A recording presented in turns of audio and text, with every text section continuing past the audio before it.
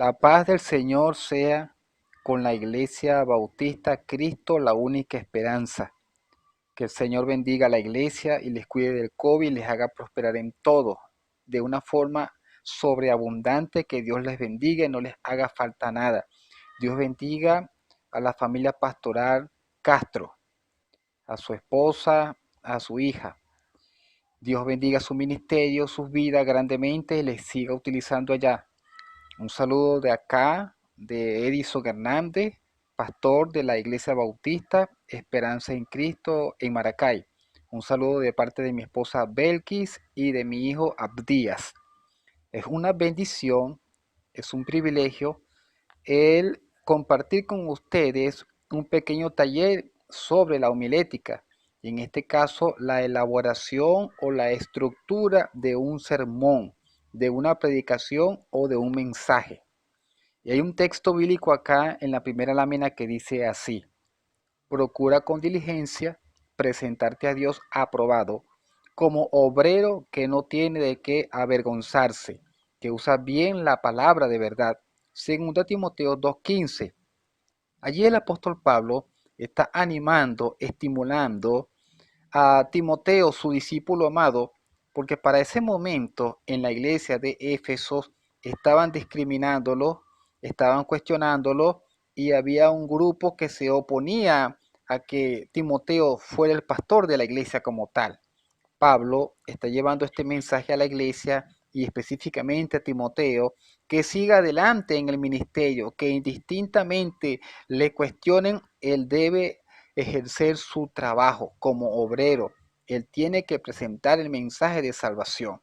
De la misma manera, hoy, como pastores, vemos muchos Timoteos en las iglesias, y nuestro deseo es buscar a estos Timoteos para prepararlos en la evangelización, en el discipulado, en la visita, en la enseñanza y sobre todo en la predicación, para que se formen algunos como llamados al ministerio dentro y fuera de la iglesia, y algunos como llamado pastoral o misionero también dentro o fuera de la iglesia. Entonces, quería compartir este texto primero para comenzar. Bien, vamos entonces con algunas sugerencias importantes en la segunda lámina. Y estas sugerencias son necesarias, importantes. Para uno hacer un mensaje, o después que el mensaje esté hecho, elaborado, tenemos que pensar en el lugar, en este caso la iglesia, conocer cuál es la necesidad que tiene la iglesia, por qué situación ha pasado la iglesia o está pasando, o por qué circunstancia la iglesia ha de vivir. Primero ver cuál es la necesidad. Debemos también ver el contexto de la iglesia, si la iglesia está ubicada en una zona rural o urbanística, si allí se cultiva, se siembra, o allí hay mucho comercio. Es importante ver también el contexto espiritual. Cuando digo contexto, en este caso estoy hablando de la condición espiritual de la iglesia. Hay que revisar si la iglesia cómo se encuentra en el sentido emocional, psicológico, económico, social, político aún, y algunos antecedentes históricos culturales que se han de presentar allí en la iglesia y en la población. Algunas veces nos invitan a predicar, bien sea una célula fuera del lugar, puede ser el mismo pueblo, puede ser la misma parroquia, la misma ciudad o el mismo estado, pero las culturas de las iglesias son diferentes y uno debe evaluar todo esto. Otra cosa interesante acá es ver también el tema que vamos a elegir, el texto bíblico que vamos a elegir, pero para ello es necesario orar, presentarle al Señor cuál es el versículo, cuál es el tema, cuál es el título y cuál es el mensaje que Dios quiere con la iglesia. En este caso se recomienda leer varias versiones: Reina Valera, Dios habla hoy y lenguaje actual. Es importante leer y leer en varias ocasiones para familiarizarse con la lectura que hemos elegido para hacer el sermón. Allí hay que estudiar el contexto histórico, en este caso vuelvo y hago énfasis, cuando hablo del contexto histórico de la lectura bíblica, me refiero a las condiciones que vivían para esa época, quién mandaba, quién gobernaba, cuál era la condición política, social, económica de la época en ese momento. A eso me refiero. Hay que informarse qué era lo que estaba pasando allí culturalmente y por qué se estaba enviando un mensaje, cuál era el objetivo del mensaje. Bien, otra cosa importante a considerar acá es la contextualización. ¿Qué significa esto? ¿Qué quiere decir contextualización? Es traer el mensaje de aquella época y aplicarlo al día de hoy, aplicarlo a la iglesia, aplicarlo a la familia, aplicarlo al no creyente, aplicarlo al creyente y aplicarlo a cualquier persona o a cualquier grupo que necesite el mensaje del Evangelio de Cristo. Es una aplicación, por eso se le dice contextualizar o se puede utilizar el término traspolar, llevar un mensaje de una época y traerla para el día de hoy. Bien, allí aparecen algunos versículos, mis hermanos, que usted puede leer. No lo voy a hacer por razones de tiempo. Sin embargo, usted sí lo puede leer cuando esté viendo las láminas. En este caso, eh, puede leer Romanos 10:14 también. Esto es un apoyo bíblico para poder entonces hacer referencia y tenga solidez el taller de homilética. Homilética para preparar un sermón organizado.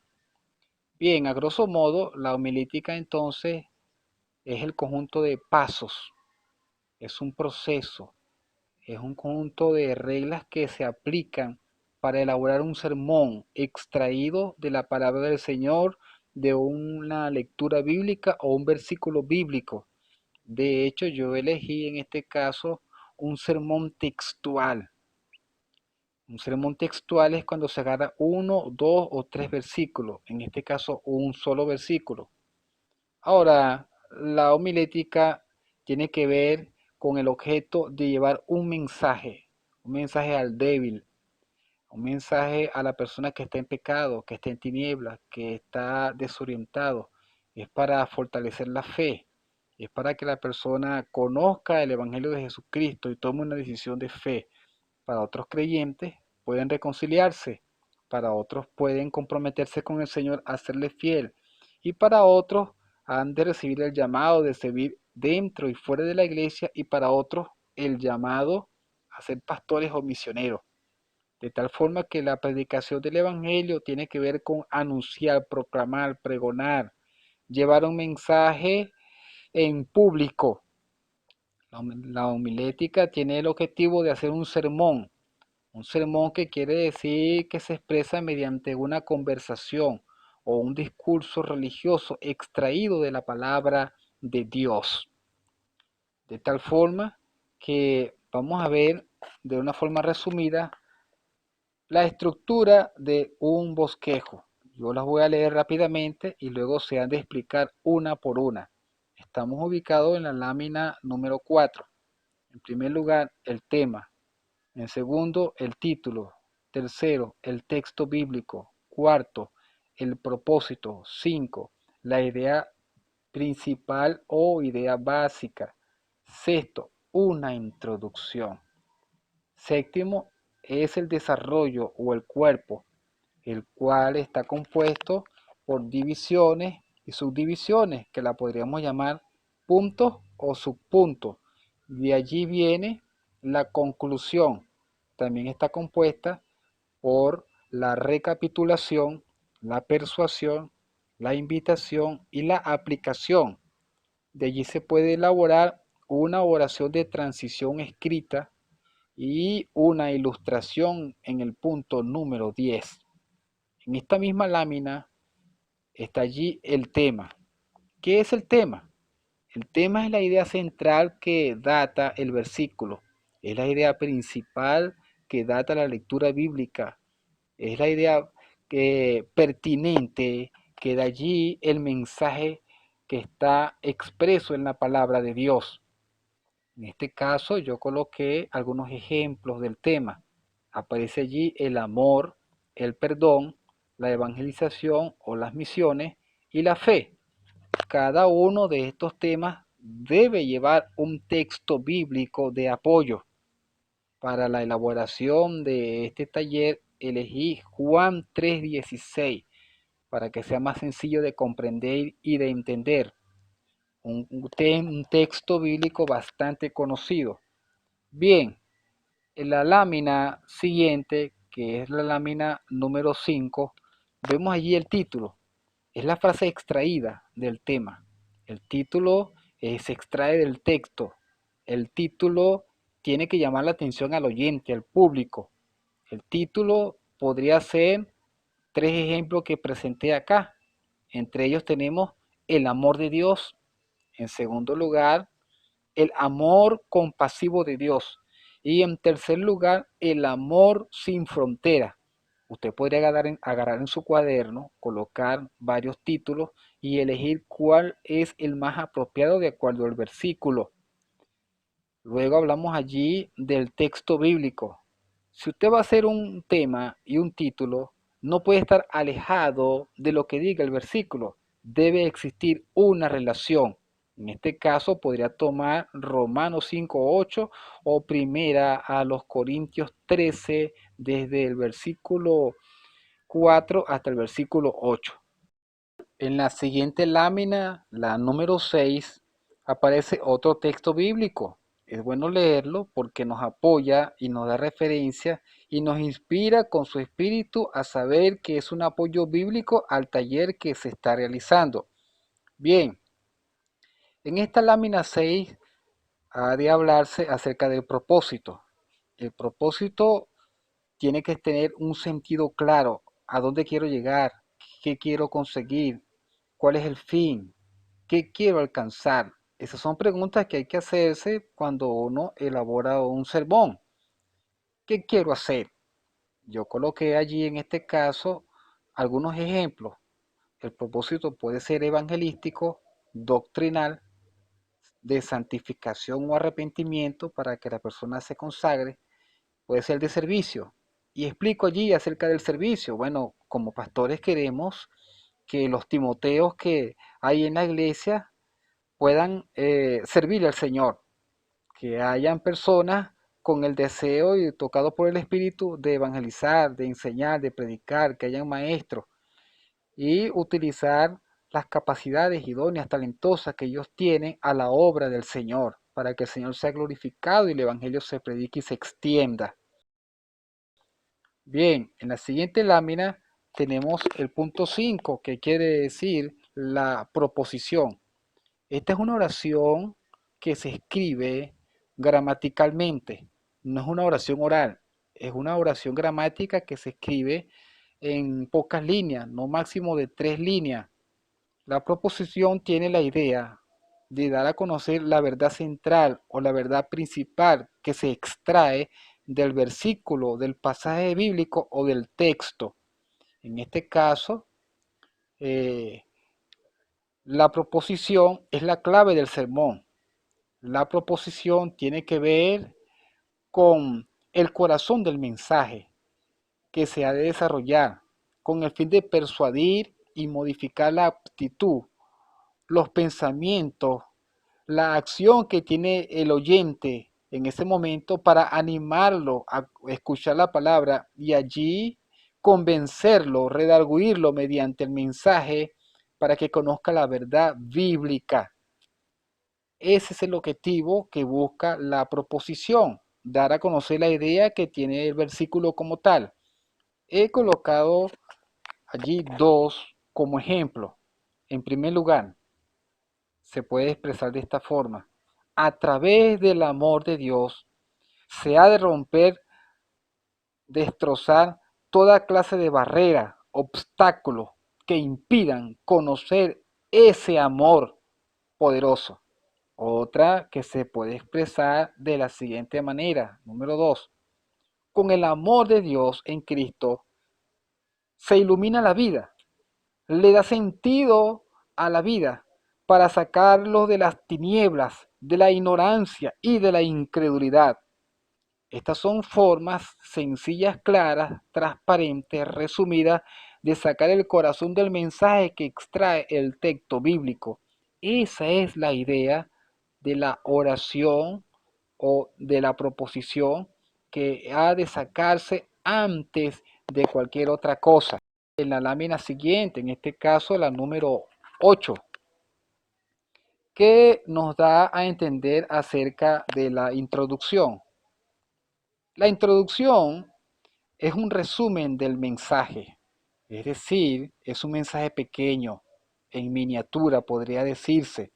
Es allí donde se toca el interés y se capta la atención de las personas para que el mensaje entonces pueda allí redaguir su espíritu, sus emociones, y el oyente pueda fluir el interés de escuchar la palabra de Dios. A través de la introducción se puede lograr predicar o dar a conocer el conjunto de ideas previas que están allí en la historia bíblica, dar a conocer la antesala de los antecedentes históricos que allí estaban sucediendo y extraerlo a la luz del día, al contexto de hoy. Es esencial porque es dar el sabor, sacar lo mejor, extraer o desmenuzar el versículo para que haya el gusto de ser agradable el mensaje de Dios al oyente. Eso es lo que se busca en la introducción. De hecho, la introducción es el armazón, es el esqueleto o la estructura del sermón. Es la forma como se puede condensar el mensaje de la lectura y se da a conocer allí de una forma breve. En la lámina 9 tenemos allí el desarrollo o el cuerpo. Es allí donde se escribe la estructura por números romanos y números arádivos. Y es la parte que se compone para colocar los subtítulos. Porque tenemos un tema y tenemos un título, pero vienen los subtítulos. Esos subtítulos es parte del cuerpo o del desarrollo dentro de la organización del sermón. Bien, una vez que nosotros hemos hecho eso, el cuerpo nos da a entender que está compuesto por divisiones y subdivisiones. Y el objetivo es organizar las ideas por parte para poderlo presentar de una forma organizada al oyente, al público. Allí describe parte por parte el mensaje que tiene el texto bíblico. El cuerpo o el desarrollo es importante tomar o considerar algunas palabras claves que aparecen en la lectura bíblica. En este caso, Juan 3:16. Yo yo creo y considero que Dios es una palabra clave, y siendo que es quien da el amor y la forma como lo dio y la manera como nos salva y nos premia en el reino de los cielos, hay que hablar de Dios. Entonces el punto número 1 sería ¿quién es Dios? Un subpunto sería Dios es la fuente del amor. Otro subpunto podría ser los tipos de amor. Todo depende de usted cómo quiera hacer el mensaje y el espíritu le diga. Yo solamente estoy colocando acá un ejemplo. Y hablo acerca de los tres tipos de amor: ágape, eros o filial, es decir, familiar. Claro, esto hay que tener un diccionario bíblico, hay que tener unos comentarios bíblicos para conocer la terminología y no llegar allí en el aire sin dominar el tema. O un punto número 2 o una división número 2 podría ser la manera de amar. ¿Cómo es que Dios ama? Existen varias maneras de presentar el amor. En este caso, un amor sacrificial, donde con el dolor Él muestra la oportunidad de reconciliar al hombre con Él, de reconciliar al hombre consigo mismo y que el hombre pueda ser redimido del pecado y el hombre pueda depender de ese amor que Dios tiene para él. Entonces, es una manera de amar sacrificial. Y en tercer lugar, o el tercer punto, Coloque allí el poder del amor. ¿Qué se busca? Bueno, dar a conocer que Dios tiene poder para cambiar, para transformar, para sacar de las tinieblas y para librar del infierno, de la muerte, de la condenación a la persona y darle una vida nueva, una metamorfosis que puede experimentar en el corazón, en el cuerpo, en la mente, cada ser humano. Es darse a entender allí el poder que tiene Dios a través del amor. Hemos terminado entonces con la lámina número 9. Ahora vamos a avanzar con la número 10. La 10 trata de la conclusión. Esta conclusión tiene varios componentes. El primero de ellos es la recapitulación. Es un recuento de todo lo que has venido diciendo en el mensaje a través del sermón. Es decir, tú vas a repetir los puntos y subpuntos de lo que venías elaborando y la persona ha de recordarlo en el momento. La recapitulación entonces tiene que ver con traer a memoria, en pocas palabras, lo que ya se dijo en el sermón. La persuasión, la aplicación y la invitación o llamado. En este caso, eh, la conclusión es la idea básica principal que se da a conocer en cada una de las oportunidades que tenemos cuando predicamos el mensaje. La conclusión permite que fluya la fe, que haya esperanza, que haya oportunidad.